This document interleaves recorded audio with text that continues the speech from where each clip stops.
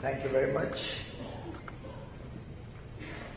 Mr. Alok Roy, President of the Bengal Chamber of Commerce and Industry, Honorable Minister Monish Gupta ji, Minister for Energy, New and Renewable Energy in the state of West Bengal, both the Bhattacharya brothers, Sutirtha and Partho, one who leaves an excellent legacy, as Monish ji just mentioned, turned around Coal India and brought it to its preeminent Maharatna status, and the other who is tasked with a billion-ton production in the next 4 years. Both the Bhattacharyas who've done Coal India proud, who've done West Bengal proud, and who've done India proud. We have several other dignitaries on the dais, off the dais. We have Pradeep Mehta from Kutch, an evangelist who's always been in the forefront of consumer interests over the years. And I think when Monish ji spoke of the regulator, the happiest person here might have been Pradeep ji probably. We have Ajay Mathur, who's soon going to take over as Director General of TERI. Of course, I recall a conversation barely 2 months ago where he was almost saying, my term is getting over, let me leave the Bureau of Energy Efficiency. And I said, there's no way I'm going to allow you to go. But when he got the opportunity of TERI, I thought he'll continue to serve the nation in a different role. We have several other distinguished dignitaries on the dais. We have Deepak Amitabh here from Power Trading Corporation. And I'm particularly acknowledging him for his outstanding leadership in trying to resolve the Teesta hydroelectric power station, which has been hanging for several months, several years now, with controversies and problems. And I think we are almost 99% there. We should, in the next few days, be able to make a formal announcement that Teesta is getting back onto completion and implementation. I have Rahul Tongia sitting here from Brookings Institute, and I see a lot of industrialists, a lot of towering personalities of Kolkata, of West Bengal sitting here. And in some sense it reflects that while Monish ji and Sutirtha are wondering about the 20-year age gap in joining service, we have a chamber here which is 183 years old. So I clearly don't think Monish ji age matters. While I find in you the same enthusiasm and the same zeal to serve the nation, even so many years after you retired from service. Similarly, the Bengal Chamber I see persevering with their efforts to bring and encourage industry into the eastern parts of India. And 183 years after its inception, I find a young chamber, a chamber whose heart throbs for more development, for more activity, for more engagement with the participants, with all the stakeholders. My compliments to you, Alok ji, and your entire team, because you've really put together a wonderful architecture of today's deliberations. I was going through what will be a very engaging conference through the rest of the day, and I don't think you could have brought together the entire power sector in a more encompassing program. And Partho, I must compliment you for your efforts in preparing the day's deliberations. In fact, Mr. Bhattacharya has been a part of my advisory committee, earlier led by Suresh Prabhuji, now Railway Minister. And I found in him a very, very scholarly expert on the power sector, on the coal sector. And I always look up to him for his sage advice whenever we have issues which we are grappling with. I am delighted that today you are discussing a strategic plan for systematic improvements of the power sector in India. In fact, when I was going through the program, Alok ji mentioned that we have in the valedictory Ms. Sunita Narayan coming. I thought he was being a little defensive when he mentioned that to me. But I personally am delighted that she is going to present the valedictory. Because over the years, one of my learnings, being in business or in politics, has been that leadership often fades, and the downfall of leadership starts when you are surrounded by psycho friends. And very often, I'm sure Manish ji has seen it in his tenure as a bureaucrat, now as a minister. We all see it in our own businesses. We might be finding it that very often the people come and only give us the good side of the story. And clearly that's the downfall of any open mind, of any engagement. Unless we hear all sides of the story, unless we are open to criticism, unless we are willing to learn from the others, I don't think any good strategic discussion can take place, any good plans can be formulated. And I'm sure in the course of the day, concluding with the valedictory, you will come up with some very good suggestions, which I will eagerly wait to hear from you and receive from you to help us evolve our own policy making. And clearly, Monishu ji has articulated on some very interesting thoughts, be it the concept of regulator for the coal sector, be it our own strategic plans for nuclear power going forward, the wonderful work that he's doing on pump storage. It's something that has interested me ever since he first articulated it in the Power Ministers Conference in Guwahati, which was the first time the Power Ministers went and met outside Delhi. It was the first time they met outside Delhi, and the first time such a large delegation came from all over the country to the Northeast to engage on a 2-day conference to set the agenda for the power sector for the next 5 or 10 years.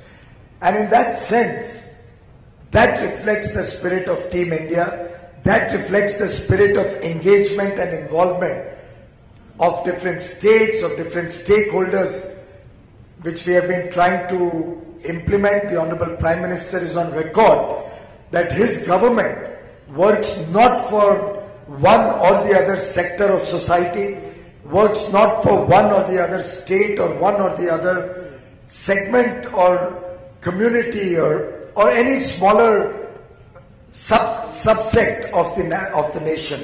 This is a government of 125 crore people.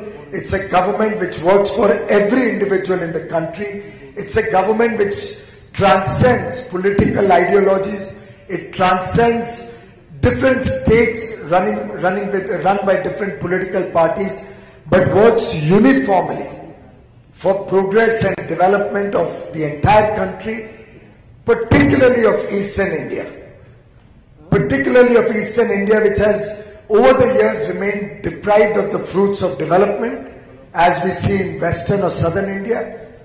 And clearly a government which works for the poor, which has as its focus meeting the aspirations of 125 crore Indians. And in that sense, I have had a number of occasions to come to Kolkata to engage with both the government and industry and stakeholders in the power and coal sectors in Kolkata. And each one of those engagements, ladies and gentlemen, have been a learning experience for me. Every engagement that I've had, I've learned something new which can help me in my work, which can help me in my service to this sector, and which opens up the mind to new possibilities. And in that sense, when I received the proceedings of today's engagement, today's dialogue, I'm sure you will come up with some very good ideas to take this sector to the next level, which is our stated objective. Power for India, and then you've added the Swachh and Smart. I don't think you could have encompassed the entire subject in a more concise and complete manner when you're trying to draw the environment and energy interface, where we clearly need power for all, but it has to be also clean, it has to be done smartly, it has to be done very effectively, and undoubtedly, this team spirit that we have had with the states, with the stakeholders, will help us achieve this final objective in the days to come. When you look at a strategy building, we all are in business, we all run our organizations. And obviously we all create and make strategy as we go forward. When we are creating a strategy, what is the basic tenet of a strategy? And why do you make a strategy? Alvin Toffler, the famous futurist, had once mentioned, if you do not develop a strategy of your own, you become part of someone else's strategy. And certainly India cannot afford to be driven by somebody else's strategy. India and Indians will have to create their own strategy for the future, will have to have its own game plan, will have to have its own objectives, and will have to look at the best path to meet those objectives. In fact, Prime Minister often says, it's time India leads the world and does not follow the rest of the world. So in that sense, India today is setting benchmarks, is setting standards when it comes to the interface between the environment, environmental concerns, and the need to provide affordable energy access to every citizen of the world. In fact, we have taken it upon ourselves as a part of the shared commitment of all the states and the center to provide energy to each and every household, each and every business and industry in the country 24/7 by 2019. And the over 200 million people who remain deprived of energy, the over 18,500 villages which still don't have energy access, are the prime focus of all our plans and all the strategies that we draw in the days to come. What do you do when you are creating a strategic plan? You first need to define your goal. And in that sense, the goal that you have articulated today, power for all, power for India, but smart and clean, I think can be an excellent goal to begin with when you are creating the strategy for India. After all, if you don't have the right path, you really wouldn't know what road to take.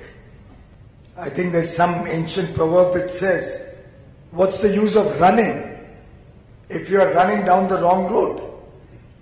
It's very important that we decide, because if you don't know where you are going, if you don't have a clear objective to reach, then any road you take will get you there.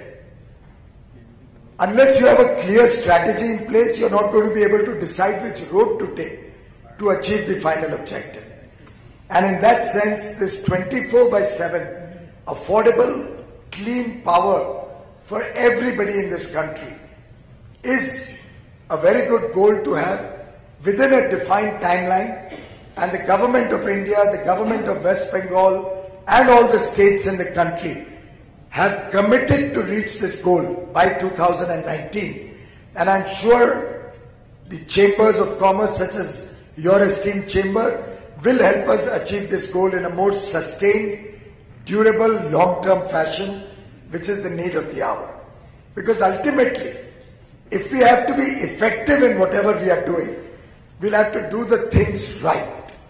Effectiveness is clearly defined by doing the right things. And if you're going to do it efficiently, if we all resolve that we have to do the right things, but we have to do it efficiently, then we'll have to do the right we'll have to do the things in a right manner, in an efficient manner. So you don't have to do the right things, you have to do them right also. And in that sense, band-aid solutions are not going to get India anywhere. The idea and the approach has to be sustainable, has to be long-term, has to be in the interest of future generations, and cannot be a shortcut or a short-term philosophy that the government works to. While drawing up the strategy in the government, we have tried to engage and draw from the learnings and from the various projects of the government and create an integrated or a holistic plan for India. And we have different plans in place for the Make in India initiative, Digital India initiative, Skill India initiative, Swachh Bharat Abhiyan. All of these initiatives of the government we have integrated when we create the program for Power for All in India. I mean, ultimately, unless we create more and more domestic manufacturing, domestic support systems, all plans will become dependent on the foreign support and would always be at risk and would not help the energy security of India. So Make in India is an integral part of any strategy we make. Technology is an enabler, and Digital India in that provides us the best way forward in order to achieve the objective, the final objective.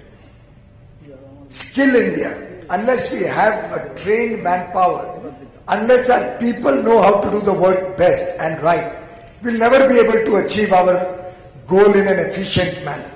So really Skill India becomes a part of our final goal on Power for All. Somebody could jolly well argue that how does Swachh Bharat fit into your program? But ladies and gentlemen, it fits in very, very efficiently and well, because very soon we are coming out with a framework that city waste, the waste that is generated in cities, the urban wastes, will have to compulsorily be treated and used in any power plant in the vicinity of these urban agglomerations, so that the clean water that we are using in the power plants can become available for the residents and the citizens of the country, and we can run power plants with recycled water. Similarly, the coal mines use a lot of water, and the wastewater that comes out of it has to compulsorily be processed so that we are not spewing water into the ground which is contaminated.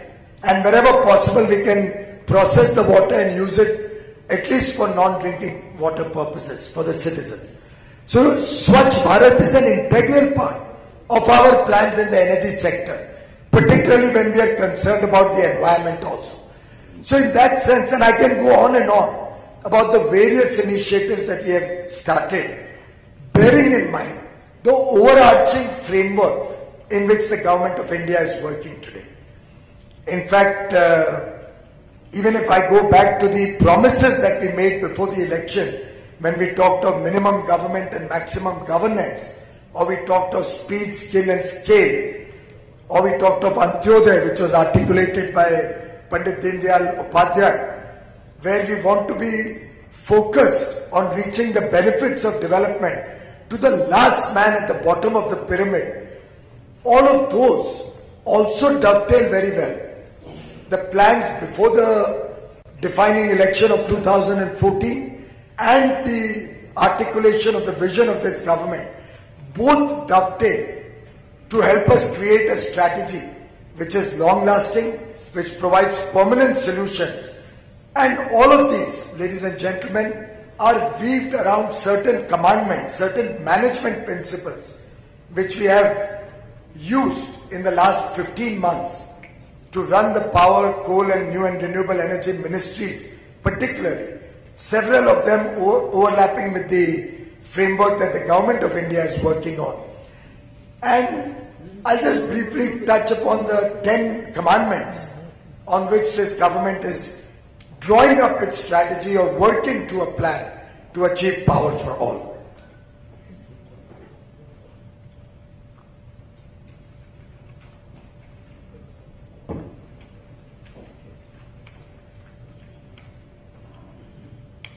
Very clearly, no plan can be complete or can be achieved unless we have a decisive leadership.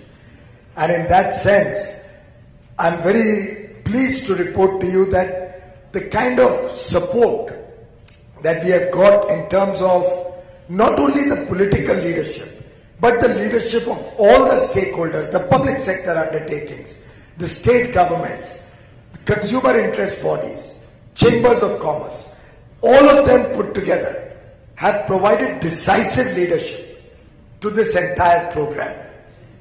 And for every action that we are doing, we are making sure that the action is based on a root cause analysis to assess where the problem comes from, what caused the problem in the first place, and can the actions be such that the problem is resolved at the root and not structured or tailored to an individual case or an individual problem.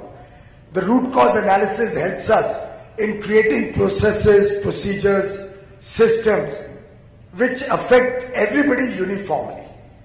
And in a manner of speaking, get us out of the system of individual resolution of disputes or problems, but creating framework solutions to whatever is placed before the government.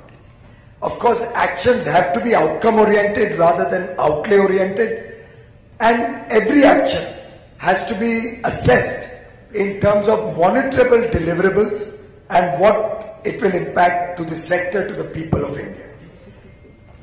Timelines and time-bound execution is a very important principle on which we have worked. You saw that in the coal mine auctions where we relentlessly followed every timeline that was set, and in the most transparent and honest manner, we were able to give back the mines through a transparent and corruption-free process to the state, to the producers of power or to the other non-regulated users of coal, and have clearly articulated and shown, demonstrated to the world that this government can perform on timelines. In fact, as an aside, on the floor of the House in Parliament, a very senior leader and an illustrious predecessor of mine in the same ministry that I hold had taunted me about the aggressive plans that we have made. He had taunted me for promising to make 1 billion tons of coal by Coal India Limited by 2020. He had said India has never done more than 2-3-4% growth in coal. What you are promising is a 15% growth. It will never happen. He had taunted me for the timelines on the coal auction, that what aggressive timelines you have put out on the website. Has India ever done something like this? Of course, the previous government could not do auctions in 10 years. It was announced in June 2004 that auctions will be the way forward for coal block allotment. But it took 10 years and not one auction could take place. And we had taken challenging timelines of 4 months to run through the auction process. And those taunts maybe in a way, it's made my resolves more sure, and it steeled my own nerves that I have to achieve these targets that we have set. And in that sense, Sutirtha or any of them could tell you, Ajay Mathur is a sufferer of my monitoring. Sutirtha is a sufferer of the engagement that he had to, poor fellow had to come all the way to the airport early morning so that we could spend the 1 hour in the car and run through a review of what's been happening in the last few days. But everything that's happening is focused for its time-bound execution. So Mr. Mathur's team has to ensure that the country has LED street lights across the length and breadth of the country in the next 2 years. Sutirtha ji's team has to ensure that 1 billion tons production Coal India will do by 2020. And in this same city in Kolkata, probably in my last or the previous visit, we've released a document which is on the website, which articulates how we are going to achieve that 1 billion tons. We have a credible plan in place already in 2015, how we go up to 908 million tons.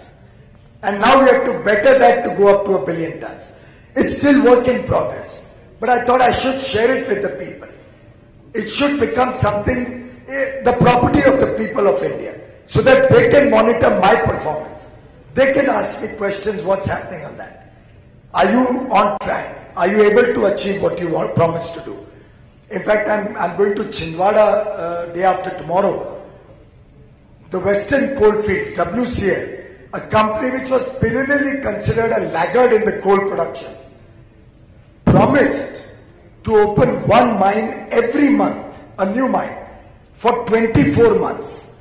And I'm delighted to tell you in the first 8 months, they have already opened 8 new mines, operationalized 8 new mines.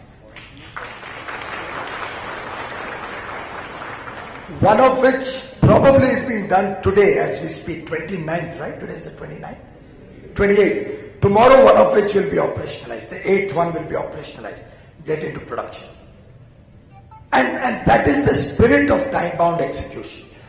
And that, ladies and gentlemen, only happens when there's accountability of all of us, starting from me, and there's close monitoring.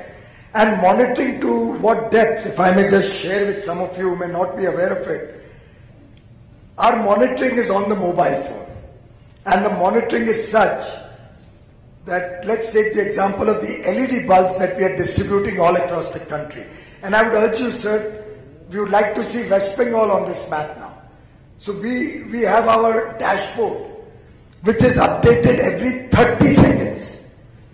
This dashboard is updated every 30 seconds, and as I'm addressing you, the EESL, Energy Efficiency Services Limited, a Government of India body which is embarking on this massive task to replace 770 million incandescent bulbs with LED bulbs, is logging in every second how many more people are taking bulbs.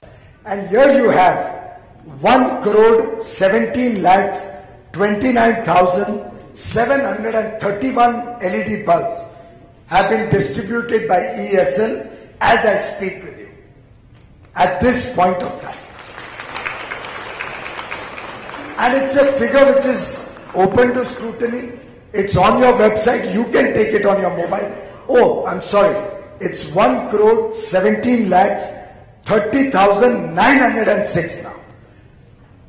So every 30 seconds it's revised to reflect the latest one. And probably by the time we end this conference today evening, this could have crossed another lakh or something.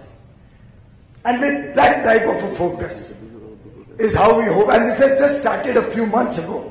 It's being ramped up regularly and rapidly.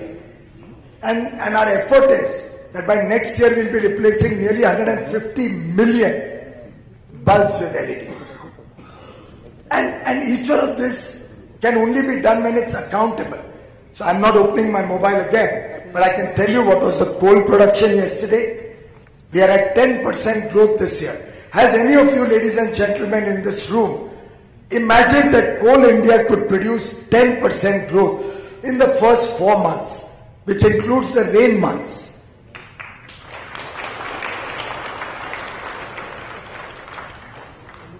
And effectively, and one more good news which I got as soon as I landed at Kolkata airport. I think I have too many Bengalis in my whole system. So Arup Roy Chaudhary calls me up as soon as I land and says, congratulations. I said, for what? NTPC yesterday had the highest power generation for the current year since 1st April 2015. Some 739 million. And of course he sends me an SMS every single day telling me what has been the output. And then the Power Ministry sends me a message which gives the national output of coal-based power, gas-based power. Renewables is not yet onto it. I think we still need to get renewables into the dovetail. But I'm not perfect. We are working towards it. We are all agglomerating data. But only that data which can be put to use and which can effectively be worked upon. So I know that in the last 18 or 20 days, coal production has been actually a little lower than what our target is. So 10% is great for the first 4 months, but it's slightly lower than what it was in the first 4 months. But we've been monitoring, so with the message I get to know, in NCL there was a bund, so today the number of rakes loaded are less. In ECL we had Eastern Coalfields Limited, there was heavy rains yesterday, so production was a little down. And if any single day the number of rakes falls below 200, my good friend and leader Mr. Suresh Prabhu knows he's going to get a call from me. Why are the railways not giving us enough rakes? So effectively, this strategy plan that we all make is only going to be as good as we are holding people accountable to it. And all of you monitor my performance and my team's performance. And every citizen of this country has a right on all of us. We still are public servants. I don't know how much of that public servant sense still prevails amongst government and government officials and politicians. But I do believe that the time has come where politicians, bureaucrats, and all of us, be it in industry, be it service providers, will have to be accountable for the work we do, will have to have an objective that the national good comes first before we think of ourselves. Couple of other issues before I move on the management principles. We prioritize issues where the major focus has to be. We have partnership with all stakeholders. So it does not matter what political ideology or what party a state government may be. The important thing is that we all work towards a common purpose to deliver service to the people of India. So our partnerships with all stakeholders are on equal footing. And only yesterday, to give you an example, I was in Bengaluru doing the review of the power sector of Karnataka, which is run by a Congress government. And in the course of the review, it came to my notice that certain mines which they have in Maharashtra, which were allotted by me, a member of parliament from Maharashtra, were given to Karnataka. And don't even remind me about the angst and the problems I faced after that allotment. But those mines had some operational difficulty. And from that meeting, I called up the Honorable Minister there. And he has assured to help and resolve all those problems and get those mines started so coal can move to Karnataka. That is the spirit of partnership and the spirit of Team India that we are all working on. Of course, I already mentioned to you about our technology focus and our focus to reduce paperwork and red tapeism through the minimum government, maximum government governance initiative. And lastly, a subject which is very dear to me as a chartered accountant. In all of this, we are looking at innovative ways to finance these projects, innovative ways to keep costs down, innovative financing options to sort out the problems of the DISCOMs of the country.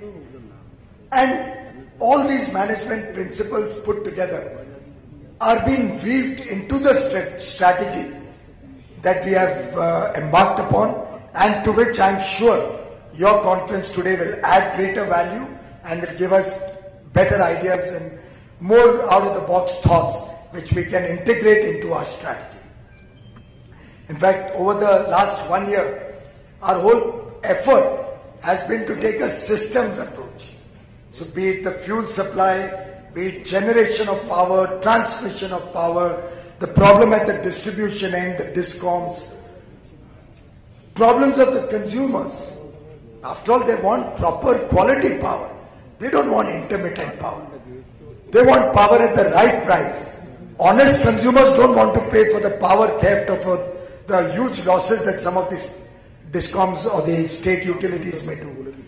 So all of these are being integrated together into a systems approach, and the system is being created through a proper synthesis after analyzing what the problem, what the issues are. So it's an analysis and synthesis based approach which brings out the holistic way forward to resolve the challenges that this sector has faced in the past that were inherited by this government and which to some extent have been significantly improved, I would say, and at the end of which today I can say with a little bit of satisfaction that the country has surplus power and surplus coal as we speak today. We have challenges that are not able to transmit some of that surplus power. But transmission is something I cannot resolve in 12 or 13 months. It is a more longer term effort for which in the current year alone, we are going to bid out 1 lakh crores of transmission lines. South, which has a perennial problem, we will add not only 2000 megawatt in the next 3 or 4 months, but we are also embarking on a 6000 megawatt additional transmission capacity to South India. So again, each of these issues is being looked at in its silo, but also as an integrated whole. And this situation coal, Manish ji rightly mentioned, is still being imported. But mind you, what are the components of that import? Coking coal, there is a shortage in India. We don't have enough coking coal as yet. But I already have CMPDI here, working to see if we can explore new coking coal mines. I'm already in touch with Raghubar Das, the Honorable Chief Minister of Jharkhand, and the last meeting was as recently as 1 week ago, where he has committed to me that a mission mode program will be initiated to solve the Jharia coalfields fire problem.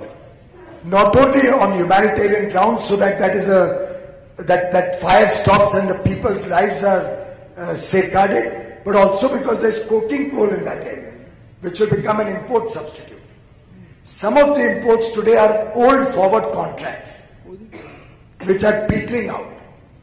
So NTPC, for example, has not signed a single import contract in the current year. Some of the coal is coming in from earlier contracts and will taper off. My own suspicion and confidence, I would say, is that going forward, except for the coastal plants, where I may have a challenge to transport or evacuate the coal from the coal mines up to the port-based coal thermal plants, and where, considering very low import prices of coal, it may be more viable to import the coal, keeping consumer interest in mind. Other than that, India will not need to import any thermal coal in the years to come. And my hundreds of thousands of employees and workers, be it the chairman, be it the last worker, the unskilled worker of Coal India Limited, and the other companies working towards it, be it Neyveli Lignite, be it Singrauli Collieries, all of them, and the private sector companies who will now start mining out of the mines that were auctioned out, and the state governments who have their own mines. I am confident that the workmen, the management of these coal mine operators have the ability, have the capacity to produce enough coal to serve the needs of India, and are determined to do so. And ladies and gentlemen, we are at this point of time as we speak working to create a framework which will ensure equitable distribution of coal to all stakeholders: power plants, cement plants, steel plants, aluminium plants. We want to make sure everybody gets adequate coal, but through a transparent, honest, equitable way, not where we give friends and relatives and colleagues a preference for one over the other. And that is really the end objective, which is most essential, because without that kind of transparency and honesty coming into the system, all our objectives will remain mere slogans and will remain mired in controversies. Therefore, the effort in all the actions that this team is doing is to bring in the highest level of transparency, probity, and make our systems corruption-free. In fact, when I talk of analysis, and we are trying to solve the problems after those analyses, you have to find the dots and then connect the dots into the solution. So unless we know what the problems are, we cannot connect the problems into a sustainable solution. And how do we find solutions when we are able to locate the problems? Just this morning at the airport, we had one more meeting before I came here. We had DVC. We had, I was there, and we had NTPC on the phone line. Now DVC has certain challenges, certain problems, which it is grappling with. NTPC has certain futuristic plans for which it needs to expand. West Bengal and Jharkhand are the two principal stakeholders of Damodar Valley Corporation. It's one of the oldest power companies in this country, and it continues to serve West Bengal and Jharkhand in a very significant manner. But over the years, for a variety of reasons, the company has had problems. So we were on the phone with NTPC, DVC, discussing and sorting out how we can create a win-win framework for DVC, get it out of the red into making profits, for NTPC to meet its growth objectives, for West Bengal and Jharkhand to ensure that their distribution companies also don't have to have the loss or the stress of DVC supplying to the high-valued HT consumers, and the state government being saddled with the problem of the relatively lower-paying domestic consumers. And I assure you, ladies and gentlemen, the half an hour we spent at the airport this morning, we have come up with a sustainable framework which will be announced in the days to come, by which DVC, it's something we are all proud of. It's a company which was started soon after independence, if I'm not mistaken, in the early 50s probably, or 49 or thereabouts. Will once again become a jewel of India, and will start not only being profitable, but being able to serve the people of West Bengal and Jharkhand in a much better fashion. So this is how we're looking at this integrated synthesis or connecting the dots when problems come before the government of India. Of course, I've said a lot about the fuel supply issues, but clearly that has been a focus area, be it in coal, where we auctioned out all these mines in the most transparent manner, in a time-bound manner, and that several lakh crore rupees, over 3 lakh crore rupees in the next 25-30 years, the life of the mine, is money that will not come to the government of India. All the effort, in fact, sometimes my officials used to tell me, sir, we are working almost 24/7 during that critical auction period, but not 1 rupee is going to come to the central government treasury. Everything is going to go to the states, and West Bengal is going to be one of the biggest beneficiaries of all that auction and mines given to the states. But again, that's the spirit of cooperation, collaboration, that's the cooperative federalism that the government of India is working for, and with that spirit, that entire auction process took place. Coal India is increasing production. Now, whenever I have an issue in West Bengal, I assure you, ladies and gentlemen, be it the Honorable Minister, be it the Chief Minister of the state, be it the officials, the Chief Secretary, I get some very good reports about the cooperation that your officials give to our companies.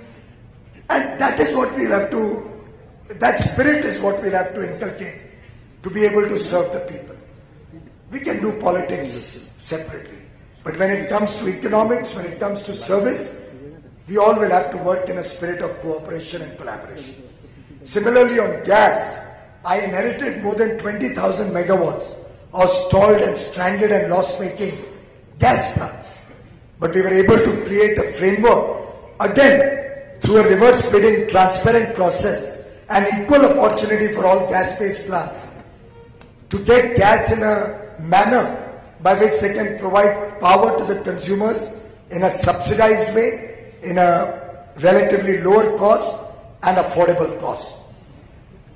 Of course, renewables has been a focus area of this government. We have reset the renewables agenda, where we are looking at a 5-fold growth from 34,000 megawatt to 1,75,000 megawatt in the next 7 years.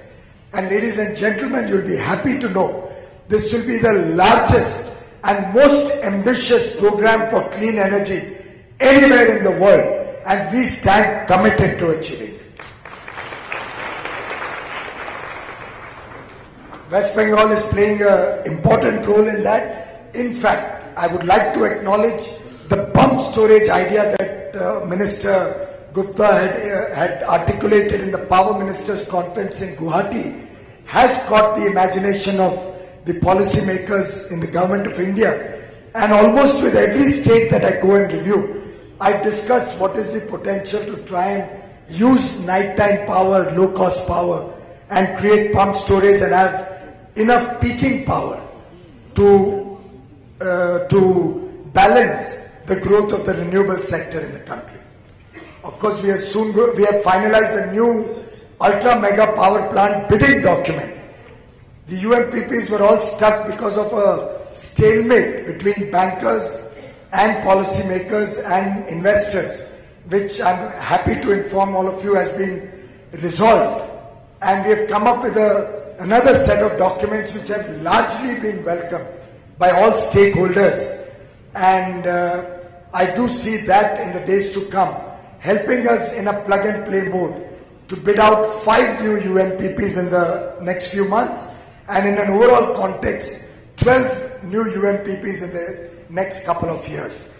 And this will add the significant generation capacity that Minister Gupta was referring to. Nuclear is an engagement that Prime Minister Modi himself is leading. You are all aware we have been able to secure adequate fuel supply from Australia and Canada. We have been able to have very productive and fruitful engagement on the technology front with France. Discussions are on with other countries, and I am very confident that in the days to come, the country will see more and more nuclear energy which will provide long-term, sustainable and affordable power to the people.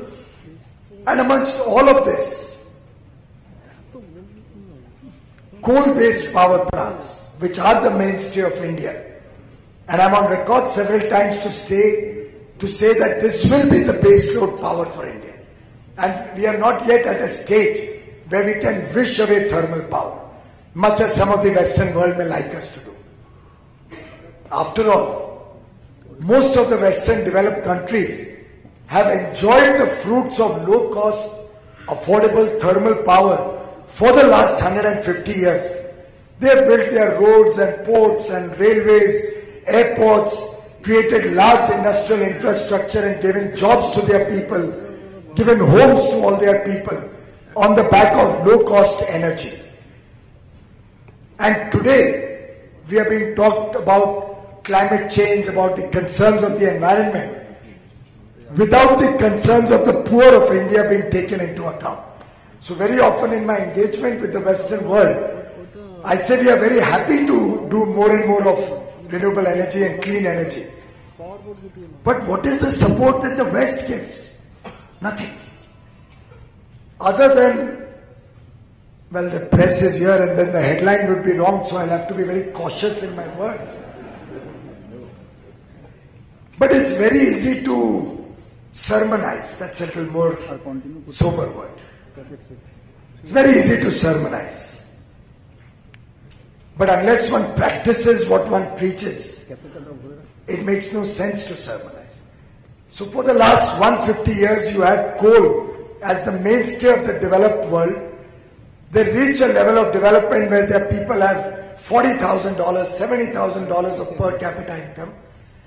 And they want the poor Indian with $2,000 of per capita income to stop using coal, because you won't finance coal anymore. You won't allow more new coal plants to come up. And you want him to pay 3 times the cost of power because of the concerns for the climate, which even today you are polluting. So as we speak, India's pollution, India's contribution to climate change is only 1/10 or 1/11 of what the United States does. Even as we speak today, our per capita emission, carbon emission, is amongst the lowest in the world. Despite that, we are conscious about the future generations. Another program the Prime Minister had articulated was zero defect, zero effect. He is conscious that we have to be concerned about the environment. It's an article of faith with him. It's an article of faith with the government of India, as it has to be for each of the well-meaning citizens of the country. Therefore, we stand committed to making this happen, with or without any support that the West may give us, the developed world may give us. We will make this happen. We'll make this happen using modern technology. We'll make this happen with transparency. And I'm sure you're all aware, solar power, which at one point started with 18 rupees, while it kept reducing over the years, but in the last few months has come down to the level of between 5 and 5.5 rupees per unit of solar power, thanks to a robust framework that was created, transparent bidding, and also the fact that we were able to scale up our ambitions. what we had said before the election as speed, skill and scale. So once you scale up your whole plans, you're able to enjoy the economies of scale. In fact, Ajay Mathur has benefited a lot in his energy efficiency program when he scaled up the LED procurement from the minuscule levels that it was at before. And in a short span of 9 or 10 months, we were able to bring down the procurement cost of a 7-watt LED bulb from 310 rupees before we came into government to the last procurement of price of 74 rupees for a bulb. 310 has become 74. This is only 24% of what we were buying the same thing at 18 months ago or 16 months ago. But we brought transparency, we brought competition, no compromise on technical specs. So you have very big companies like Crompton and Philips and Surya, very reputed companies providing highest quality LED bulbs to the nation with warranties, but at 1/4 the price. So in the same manner, going forward, we're going to look at bidding out transmission lines, creating green energy corridors, making sure costs of the old system are kept reasonable, are kept under control, and the objective to keep power costs for the consumers of India, about whom I'm sure Pradeep ji will engage in the course of the day today. The entire objective is that every citizen is entitled, he has a right to get power, he has a right to get quality power, he has a right to get affordable quality power, round the clock, round the year. And not a right which is only a law or a slogan, but a right which is implemented through a proper strategy in place, through a robust framework, program, monitored, honest, corruption-free, and working towards a systematic plan which will take us to, as all of us desire, take us through leaving behind a good planet for the next generation, leaving behind a situation where I do hope, like my late father, no other child has to ever study under a street light ever again in the future. Thank you very much.